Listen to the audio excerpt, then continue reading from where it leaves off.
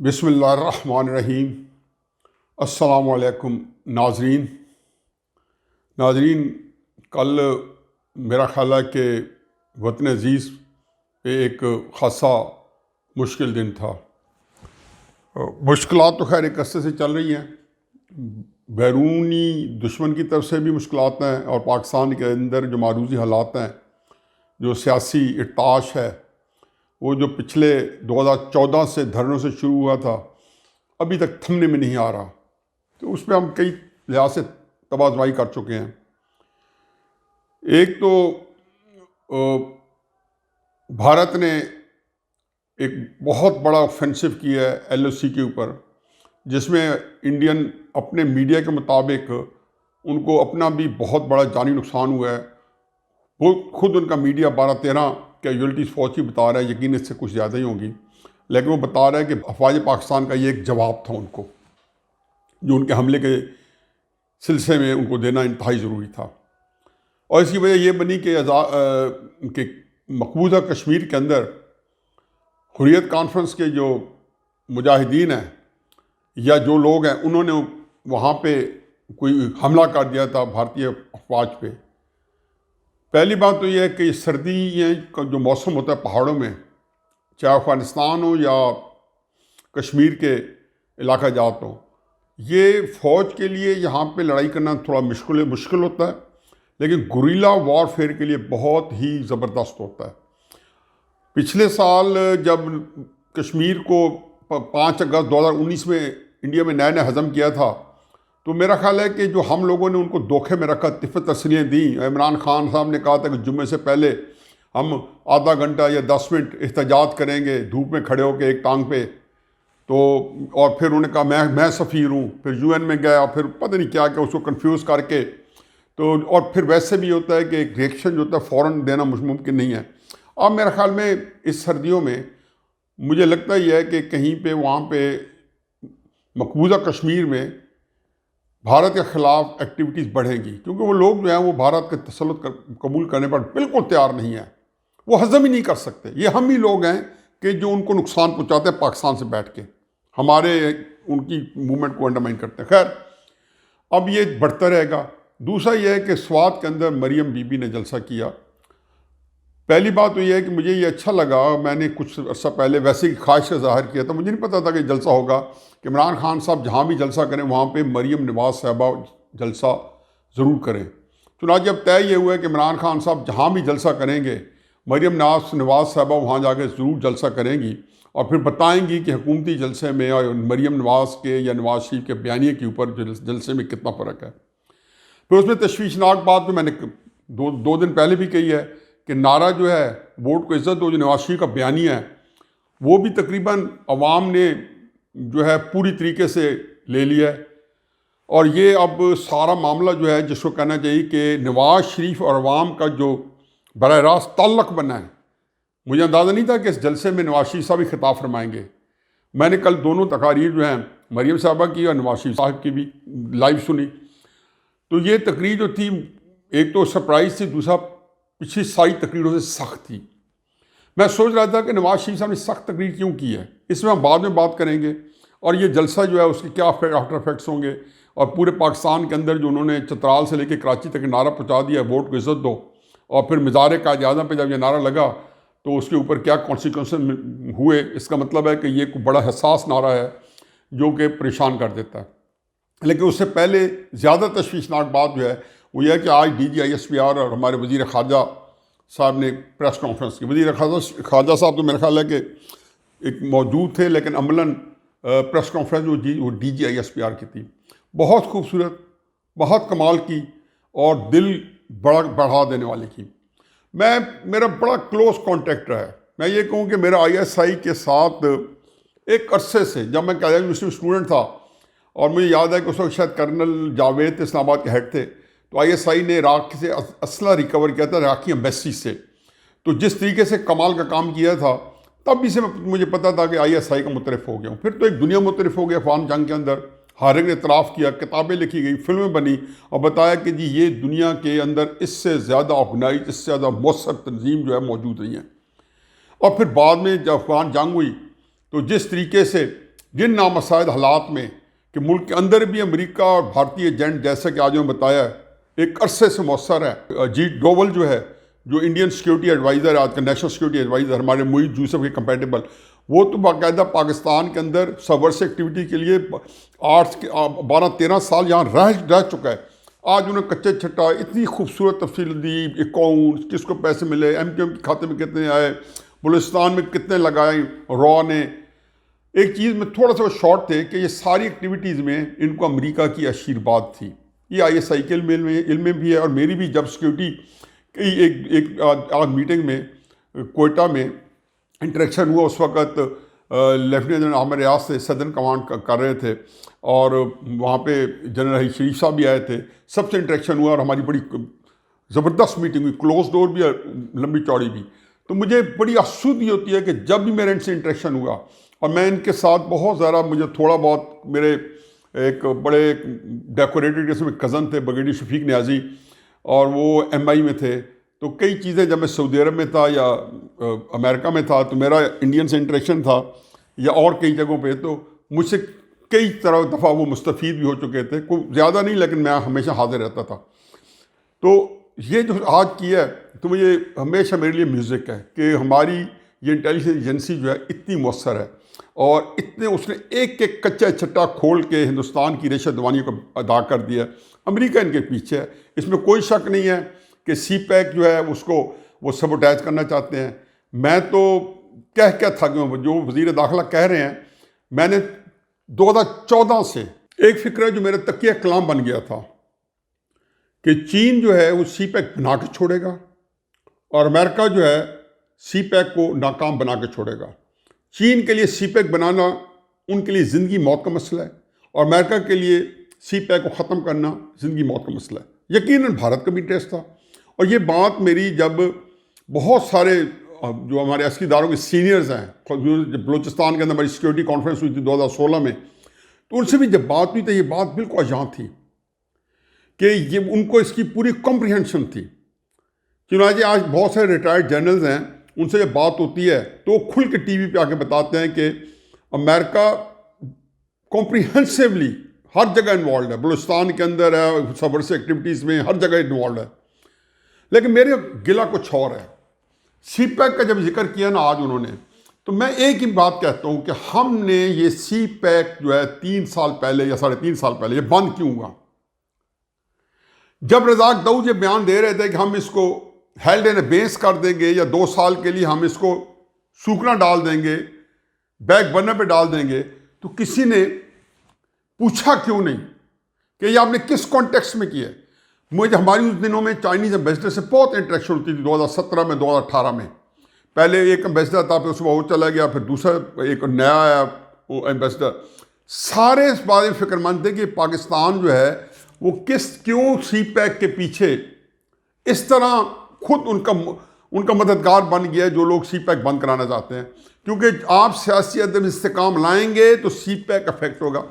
फिर मेरा तो एक अपना एक उसमें मुद्दा है, और वो ये है कि CPEC के ऊपर हमने अमेरिका की मदद जब नवाज शरीफ को हटाने के लिए अबू धाबी में ली, तो ISI का हब भी इस वक्त दुबई है, अबू धाबी है, जो आज इंडियन ने इतराफ़ किया है। उसके अंदर DGISPR ने अपनी प्रेस कॉन्फ्रेंस में जो कुछ क्लिप्स चलाए हैं, तो यही वहाँ पे जब ये काम हो रहा था, वहाँ पे CIA के साथ मिलके हमने GIT भी तैयार कर रहे थे, और GIT ने नवाज शरीफ को निकालना था, वहाँ से कामा ढूंढ रहे थे हम, तो ये हम काम कर रहे थे।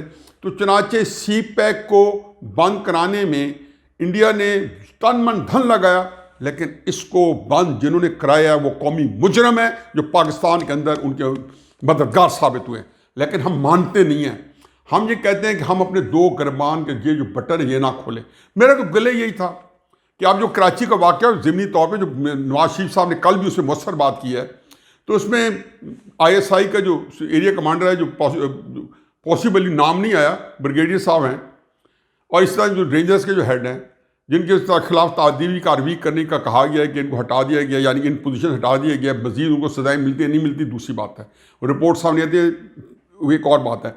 लेकिन ये बात जो है आया हमारे आर्मी चीफ साहब के इल्म में है कि ये जो ज़िला लेवल पे आपके मेजर बैठे हैं ISI के, वहाँ पे जो काम कर रहे हैं, तो और उनकी जो इंटरेक्शन है वहाँ के मकामी सियासतदानों के साथ, सरगोदा के अंदर जो कोई कर्नल बैठा है, उसकी जो इंटरेक्शन है पॉलिटिशियन के साथ, यहाँ पे जो सेक्टर कमांडर बैठे हैं पंजाब में, उनकी इंटरेक्शन जो है ये बेतकल्फी है सियासतदानों के साथ, और जो लेन देन जोड़ तोड़ होता रहता है वो पब्लिक के अंदर वाइडली डिस्कस होता है। मतलब कल जब आपको जर्नलिस्ट मिले, मीडिया के कुछ लोग मिले हमारे अस्करी इदारों के दो तीन बड़ों को, तो क्या हुआ उसमें? उन्होंने यही बताया, उन्होंने बल्कि बताया कि जी किस तरीके से इमरान खान साहब की कराई हमारे ऊपर मलबा डाल रहा है। मेरा ख्याल है कि इसमें आप सही बात पूरी नहीं कर रहे, आपको कुछ मानना चाहिए कि हमारे से भी कोताही हुई हैं, और जब कुछ शिकायत करते हैं तो उसको खुदा के वास्ते सीरियसली सुन लिया करें, क्योंकि आज जब इंडिया सामने आए आंखें दिखा रहा है तो इदारा अंडरमाइन हो रहा है, हम सारे इकट्ठे अंडरमाइन हो रहे हैं। फिर दूसरी बात यह है कि वहाँ पे उसी जगह पे जब आपने बात की तो आपने कहा जी कि या सादिक साहब ने कोई सिक्योरिटी ब्रीच नहीं किया, कोई सलामती के कौमी सलामती के लिए कोई ऐसी बात नहीं कि जो खतरे का बहस बने। चुनाचे तहरीक इंसाफ वाले इसका मतलब जो बात कर रहे थे, तो इसका मतलब कि जो ये कह रहे थे कि ये लोग सिक्योरिटी ब्रीच हुआ है या गद्दारी हुई है, उसको पूरे लाहौर के अंदर उसके खिलाफ गद्दारी के इल्ज़ामात लगे और ये सारा कुछ होता रहा। फिर उसके बाद नवाज शरीफ साहब को मोदी का यार कहा गया, या हर मौके पे आपने ये स्लोगन जो हमारे पास आ जाता है सियासतदानों को दूसरे को गद्दार कहने का, और उनको एक दूसरे के ऊपर इस तरह के इल्ज़ामात लगते हैं। ये क्या खेल होता है, उससे हम कहाँ पहुँचते हैं, ये सारी बातें हैं। फिर आप ये देख लें कि LOC पे जब नवाज शरीफ इक़्तिदार में थे तो मुझे तो याद है, ज़रा तुम्हें याद हो या ना याद हो, इमरान खान साहब क्या फरमाते थे। ये क्या बात है कि जब भी हम नवाज शरीफ की हुकूमत के दर पे होते हैं, जो उसको हटाने के करीब आते हैं, तो इंडिया LOC पे हमला कर देता है। आज जब इमरान खान की हुकूमत ख़तरे में है या उसके ऊपर एक प्रेशर है, इंडिया ने हमला किया है, तो इमरान खान साहब हम यही समझें कि आज LSU पे आपकी मदद के लिए किया गया है। चुनाचे ये भोंडे हथकंडे थे, वो कहते हैं ना ये बूमरैंग बन के ये वापस आपको आपके ऊपर जो आसमान के ऊपर आप लोगों ने थूका हुआ है ना, ये मुंह पे आ रहा है। उसमें मुझे एक ही बात कहनी है कि कड़ा वक्त आने वाला है LOC के ऊपर, और ये बात बहुत बढ़ सकती है, ये जंग अब रुकने वाली नहीं है। मेरा ख्याल है शायद अगले दिनों में शदीद बढ़ जाए। हमें एक नेशनल कॉन्सेंसस चाहिए था। बदकिस्मती से हम कौमी सतह पर डिवाइडेड हैं, और डिवाइडेड क्या है कि मुझे नवाज शरीफ के जो बयानियाँ है, या मैं कहता हूँ कि वो बयानियाँ जो है वो इमरान खान साहब के ख़िलाफ़ नहीं है, उनकी जो शिकायत हैं, उनके जो ग्रीवेंसेस हैं, वो मुंह से कह चुके हैं उनके इमरान खान साहब के ख़िलाफ़ नहीं है। तो जिन इदारों के ख़िलाफ़ हैं, या तो खुल के बताएं कि नवाज शरीफ साहब गलत कह रहे हैं, जो कुछ कह रहे हैं कि उन्होंने 2018 का इलेक्शन जो है वो उनकी वजह से मुतासर नहीं हुआ, गिलगित बल्तिस्तान के अंदर जो उंगलियाँ उठाई जा रही हैं और इससे जो नताइज निकलेंगे, इसके जो नुकसानात होंगे, जो नफ़े होंगे, उसके बारे में कोई मौक़िफ़ सामने आए। क्योंकि इन हालात में हम नहीं चाहते कि ऐन वो इदारे जो हमारे लिए बहुत बड़ा काम कर रहे हैं, उसके लिए मेरे और तहरीक इंसाफ वालों की और मुस्लिम यूनियन वालों की और पीपल्स पार्टी वालों की हमारी राय के अंदर कोई इख्तलाफ पाया जाए। हमें हमारी फ़ौज को बॉर्डर के ऊपर हम सब की इस तरीके से ज़रूरत है कि हम खुद उनके पीछे पूरी तरह खड़े हो जाए। वो तब भी होगा कि मुझे खामखा जो है मेरे सियासी मामलात में, मेरे मुल्की मामलात में, मेरे अंदरूनी मामलात में कोई बंदा बाहर का दखल ना दे। इसलिए ना दखल ना दे कि अपनी मर्ज़ी के मुताबिक कोई निज़ाम हमारे पे राज कर सके। चुनांचे नवाज शरीफ साहब की जो तकरीरें थी या जो बयानियाँ हैं, उस बयानिए के अंदर जो बार बार चीज़ आई है, उसने कौम को बिल्कुल एक ऐसा है कि वाज़ेह तकसीम किया। तकसीम तो 2014 से हमने पूरे एहतमाम से तहरीक इंसाफ की और मुस्लिम लीग नून की लड़ाई ऑर्केस्ट्रेट कराई है, उसको डिवाइड कराई है, पोलराइज किया पाकिस्तान को, पोलराइजेशन हुई है। और मुझे पता है कि इसके पीछे हमने पूरा सोचा कि इस चीज़ से लड़वा के, जैसे MKM को हम ले आए थे कि जी कराची में जमात इस्लामी जो है उसको अंडरमाइन किया जाए, वो 80s के अंदर। इसी तरीके से हम अक्सर ये कहते हैं कि कौम को डिवाइड करो, और ये डिवाइड होगी तो हमारा जो है वहाँ पे एक असर रसूख बढ़ जाएगा। तो इस तरीके से ये वाक़या जो है वो तो हमारे सामने अब हो चुके हैं। लेकिन अब जो सूरत हाल है, अब ये खाना दंगी की तरफ जा रही है, क्योंकि ये जो लोग हैं जो कि नवाज शरीफ के बयानिए बाहर निकले हुए हैं, तो पाकिस्तान की पब्लिक जब निकलती है बाहर तो कुछ चीज़ जो है सेटल करके निकलती है। तो सेटल क्या होगी? इसको क्रश किया जाएगा तो सेटल होगी। 1971 में बार बार कहता हूँ, पहली दफ़ा सिविल वॉर हुई थी हमारे यहाँ पे, आर्मी अगेंस्ट पाकिस्तानी लोग 1971 में। नतीजा हमने देख लिया, इससे बड़ी नुमाया मिसाल नहीं है। जैसे पाकिस्तान को बेइज्जत भी किया, तौहीन भी हुई, हम हर तरीके से ह्यूमिलिएट भी हुए, तकलीफ़ भी हुई, दुख भी हम खर्च हो गए। अब इसके बाद आ गया कि ये जो आजकल है, ये बयानियाँ भी हमें उसी तरफ लेके जा रहा है कि जितने जो आप देखते नहीं हो कि मुस्लिम नून की सारी जो क़यादत है, थोड़ी लेट 5-7 दिन लगी हैं, लेकिन पिछले हफ्ते 10 दिन से पूरी कुव्वत से नवाज शरीफ के बयानी को अडॉप्ट कर चुके हैं। क्योंकि जिन लोगों ने जुल्फ़िकार भुट्टो का बयानिया नहीं पकड़ा था 1977 के बाद मार्शल लॉ के ऊपर, जत्तोई साहब हो गए, कौसनई साहब हो गए, मुमताज़ भुट्टो साहब हो गए, हफीजुद्दीन पीरज़ादा साहब हो गए, चोटी के लीडर थे। जत्तोई साहब जो थे सिंध के चीफ मिनिस्टर थे, सादिक हुसैन कुरैशी साहब पंजाब के चीफ मिनिस्टर थे, सारे के सारे दो जानू होकर ज़ियाउल हक साहब के सामने बैठ गए। उसका क्या हुआ? उनका नाम निशान मिट गया। क्या पीएस पार्टी ख़त्म हो गई थी? चुनाचे जो चीज़ जो लीडर्स हैं उन्होंने रियलाइज़ किया। अब वो लीडर पिछले 7-8 दिन से यकसुई के साथ नवाज शरीफ के बयानी के ऊपर, ख्वाजा आसिफ साहब हों या एहसन इकबाल साहब हों, खाकान अब्बासी तो खैर है ही मेरे नज़दीक पाकिस्तान की तारीख का इंतहाई दरख्शां सियासी बाब है। मैं कहता हूँ अल्लाह मियाँ हमें ऐसे लीडर दो जैसे खाकान अब्बासी हैं। और उनकी मेरा ख्याल है कि नवाज शरीफ साहब का जो एक जो क्रेडिट है कि उन्होंने जो चुना खाकान अब्बासी को, ये को पाकिस्तान की सियासत में अज़ीमुश्शान इजाफा किया। दयानतदारी हो, तदब्बर हो, फ़हम हो, फरासत हो, जुरत हो, हर एक में अपनी मिसाल आप है। उनका तो पहली मौका फेंकता, वो तो डटे खड़े हैं। वो तो ना जेल से डरते हैं, ना ज़मानत करवाते हैं। उनका तो एक अजीब व गरीब है। वो तो एक बड़ा और ऐसी क्लैरिटी ऑफ थिंकिंग में कि या मैं नवाज शरीफ साहब में देखी है, या उनकी बेटी मरीम नवाज में देखी है, या खाकान अब्बासी में देखी है। बाकी लोग भी उभर के आए कि उनको पता है कि नवाज शरीफ साहब के साथ मिल के ही काम चलेगा। अब सारी पार्टियाँ जो बयानी से हटेंगी इरेलीवेंट हो जाएगी। लेकिन नवाज शरीफ साहब की शिकायत है इस मौके पे, और इतनी मुसर शिकायत और सवाल का जलसा, जो मैंने पहले कहा है कि ये एक आपको शायद बड़ी अच्छी खबर मुझे लगी कि जब मुझे ये पता चला है कि मरियम बीबी ने तय किया है कि जहाँ भी इमरान खान जलसा करेंगे वो उनके पीछे भेज जाएंगी। अब इमरान खान साहब आप अगला जलसा सोच के करें। अब इसके अंदर एक और चीज़ बड़ी अहम है जो मैं एड्रेस करता जाऊँ। इन बिटवीन ये नहीं हुआ कि नवाज शरीफ साहब ने एंगेज नहीं किया। वो मरियम साहबा के अपने इंटरव्यू के अंदर उन्होंने BBC को बताया कि हमें एंगेज रहे हैं शहबाज शरीफ साहब, मैं मुतफिक नहीं थी। तो वो जो है, लेकिन हमने उसको इन अ वे उन्होंने बताया कि हमने सपोर्ट किया। जो मैं भी कहता था कि यार ये जो बात है जिसको मैंने खुल के आपके वीलॉग में आप लोगों के सामने रखी थी कि मुस्लिम लीग नून जो है वो 2-2.5 साल मुफाहमत की पॉलिसी पे थी। अब उस मुफाहमत की पॉलिसी में दो चीज़ें मेरे सामने हैं। एक चीज़ तो विज़ावी इमरान खान है, एक चीज़ विज़ावी मरियम नवाज़ और नवाज शरीफ और नून है। उनकी ये है कि जब वो मुफाहमत के करीब पहुँचे हैं या मुफाहमत के लिए उन्होंने कोई नर्म गोशत दिखाया, क्या हाल हुआ? भगोड़ा, भाग गया। मतलब जितनी मेहनत से इन्होंने नवाज शरीफ साहब को निकाला, खुदा गवाह जैसे सच आ जाए ना तो आप भी शर्मसार होंगे, हमें भी शर्मसार करेंगे किस तरीके नवाज शरीफ साहब को लंदन भेजा गया। मतलब हम मिनते तल्ले जोड़ के वो यहाँ से सर्विसेज हॉस्पिटल से जाती उम्र चले गए। जाती उम्र उनको 3-4 दिन पसो पेश। फिर उन्होंने कहा जी अच्छा जी कोई हमें 7 अरब की वो हमें गारंटी दे दो।